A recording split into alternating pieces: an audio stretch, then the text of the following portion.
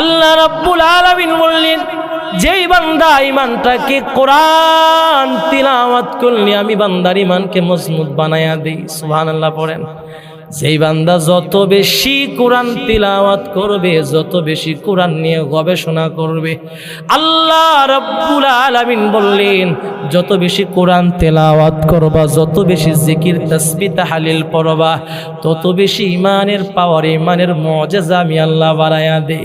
আল্লাহ রাব্বুল আলামিন বললেন, ইমানটাকে এমন ভাবে গঠন করো হে মুসলমান, ইমানের তো দাম, ইমানের তো পাওয়ার, ইমানের তো মুজিজা রে আব্বা। ইমানওয়ালা ব্যক্তিদের এত এত দাম, ইমানওয়ালা ব্যক্তিদের এত মুজিজা, এত সম্মান। কিয়ামতের ময়দানে আল্লাহ রাব্বুল আলামিন ইমানওয়ালা ব্যক্তিদেরকে জান্নাতের মেহমান বানাবে। ইমানওয়ালা ব্যক্তি দুনিয়াতে যেমন সম্মানিত হবে, আখিরাতের সফরটাও সম্মানিত হবে। আলহামদুলিল্লাহি নাহমাদুহু ওয়া নাস্তাঈনুহু ওয়া নাস্তাগফিরুহু ওয়া নাউযু বিল্লাহি মিন শুরুরি আনফুসিনা ওয়া মিন সাইয়্যাতি আ'মালিনা। من يهد الله فلا مضل له ومن يضلله فلا هادي له ونشهد أن لا إله إلا الله وحده لا شريك له ونشهد أن سيدنا وسندنا وحبيبنا وطبيبنا وطبيب قلوب الراحنا ومولانا محمدا عبده ورسوله. أما بعد فقد قال الله تعالى في كلامه المجيد وفي فرقانه الحميد. أعوذ بالله من الشيطان الرجيم. بسم الله الرحمن الرحيم. إنما المؤمنون الذين إذا ذكر الله وجلت قلوبهم وإذا تليت عليهم آياته زادتهم إيمانا وعلى ربهم يتوكلون. إن الله وملائكته يصلون على النبي يا أيها الذين آمنوا صلوا عليه وسلموا تسليما. اللهم صل على محمد وعلى آل محمد كما صليت على إبراهيم وعلى آل إبراهيم إنك حميد مجيد. اللهم بارك على محمد وعلى آل محمد كما باركت على إبراهيم وعلى آل إبراهيم إنك حميد مجيد. তুমি মেসওয়াক করা ফজিলত তো জানো, খাবার শেষে মিষ্টি মুখের হাদিসটা গো মানো। তুমি মেসওয়াক করা ফজিলত তো জানো, খাবার শেষে মিষ্টি মুখের হাদিসটা গো শুধু হক কথাটা উচ্চ স্বরে বলতে পারো না, অন্যায় দেখে বারুদ হয়ে জ্বলতে পারো না।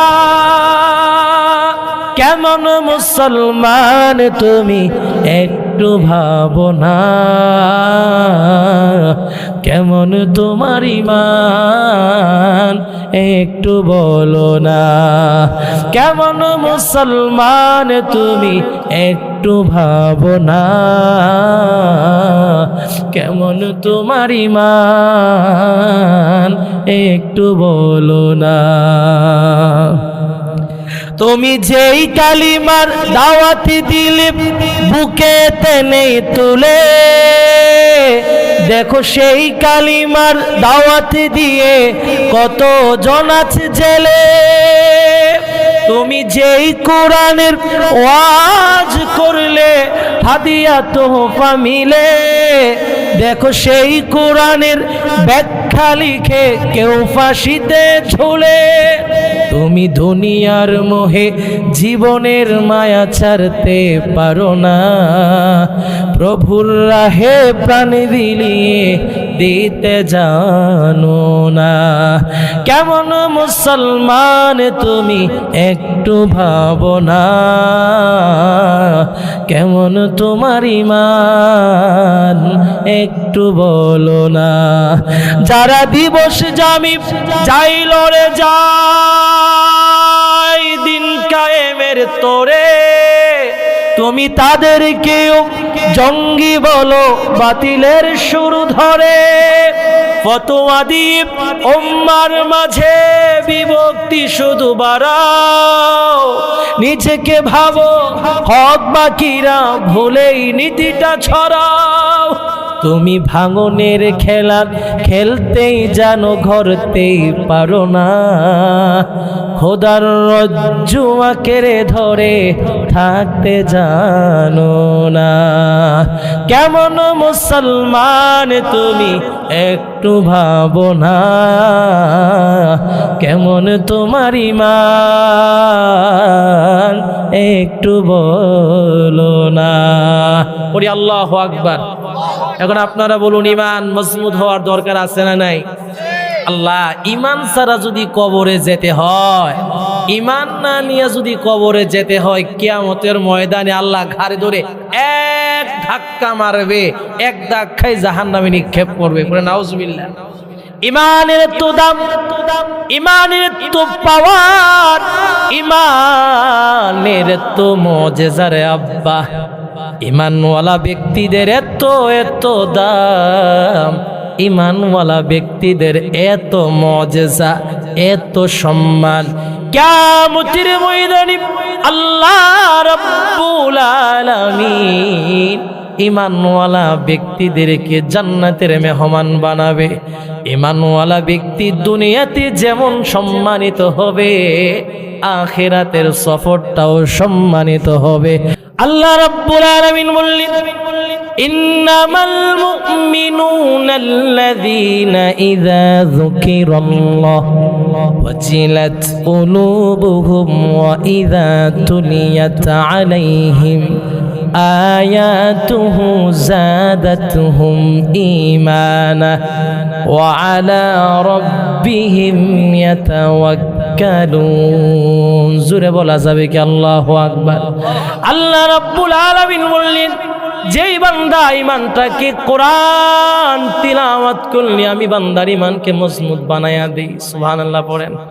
যেই বান্দা যত বেশি কোরআন তিলাওয়াত করবে, যত বেশি কোরআন নিয়ে গবেষণা করবে, আল্লাহ রাব্বুল আলামিন বললেন, যত বেশি কোরআন তেলাওয়াত করবা, যত বেশি জিকির তাসবিহ তাহলিল পড়বা, তত বেশি ঈমানের পাওয়ার, ঈমানের মুজিজা আমি আল্লাহ বাড়ায়া দেই। আল্লাহ রাব্বুল আলামিন বললেন, ইমানটাকে এমন ভাবে গঠন করো হে মুসলমান, এই মাহফিলের প্যান্ডেলগুলো যদি খুঁটি না থাকতো প্যান্ডেলটা করা যেত না। এমন ভাবে প্যান্ডেলটা দেওয়ার কারণে, খুঁটিগুলো দেওয়ার কারণে প্যান্ডেলটা একটু মজবুত হয়েছে। যদি ঈমান নামক সম্পদটা তোমার মধ্যে না থাকে, কিয়ামত হয়ে যাবে, তুমি মুসলমান দাবি করবা, মুসলমান হইতে পারবা না। মুসলমানের ঘরে জন্ম নিলেই মুসলমান হয় না। মুসলমান, আমার আব্বা মুসলমান, আমার আম্মা মুসলমান, আমার দাদা মুসলমান, আমার 14 গোষ্ঠী মুসলমান, আমি আড়াইবাড়ি কামিল মাদ্রাসায় পুরি পীর সাহেব হুজুর মুসলমান, আমার পীর মুসলমান। যদি এই সূত্রে তুমি মুসলমান হও, আল্লাহ কিন্তু মানবে না। এই সূত্রে মুসলমান হইয়া কবরে গেলে উপায় থাকবে না। যদি মুসলমান হতে হয়, ঈমান নামক সম্পদটা তোমার আগে থাকতে হবে রে আব্বা। একের সাথে যত শূন্য লাগাইবা, শূন্যের দাম তত বাড়বে। 1 থেকে 10, 100, 1000, 1 লাখ, কোটি, মিলিয়ন, বিলিয়ন।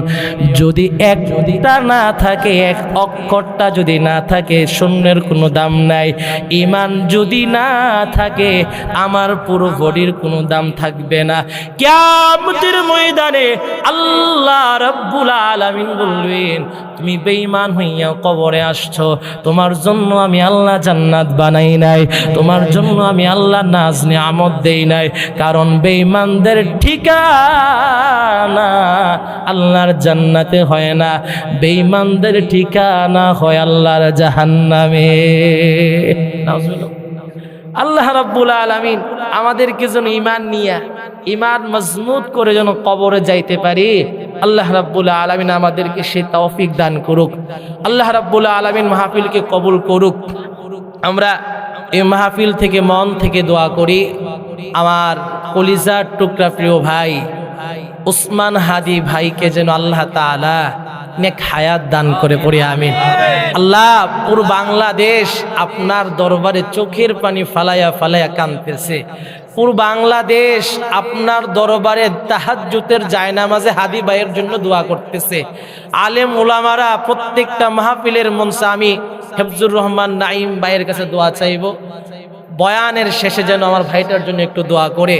বাংলাদেশের আলেম ওলামারা উসমান হাদির জন্য দোয়া করতেছে। আল্লাহ, আপনি রহমতের চাদর দিয়ে আমার ভাইটাকে আবৃদ্ধ করুন, তাকে দুনিয়ার সফরটাতে আরো যেন বেশি দিন থাকতে পারে, বাতিলদের বিরুদ্ধে যেন কঠিন হুঙ্কার দিতে পারে, আধিপত্য হিন্দুস্তানের বিরুদ্ধে যেন কঠিন হুঙ্কার দিতে পারে, সেই সংসদে যেন এমপি হয়ে গিয়ে যেন সংসদকে ইসলামমুখী করতে পারে। আমার ভাইটাকে আমাদেরকে একটাবারের জন্য ভিক্ষা দেন। ও কাবার মালিক, আমার ভাইটাকে নেক হায়াত দিয়ে আমাদের মাঝে ফিরাইয়া দেন। আল্লাহ, শত শত মা বোনেরা, শত শত যুবক ভাইয়েরা, যুবতী বোনেরা, আমার আম্মারা, ভাইয়েরা, আলেম ওলামারা আমার হাদিবের জন্য দোয়া করতেছে। এই বাংলাদেশে হাদির খুবই প্রয়োজন। আমার ভাইটাকে নেক হায়াত দিয়া আমাদের মাঝে ফিরাইয়া দেন আমিন। আমি দোয়া চাই, দোয়া করি। আসসালামু আলাইকুম ওয়া রাহমাতুল্লাহি তাআলা ওয়া বারাকাতুহু।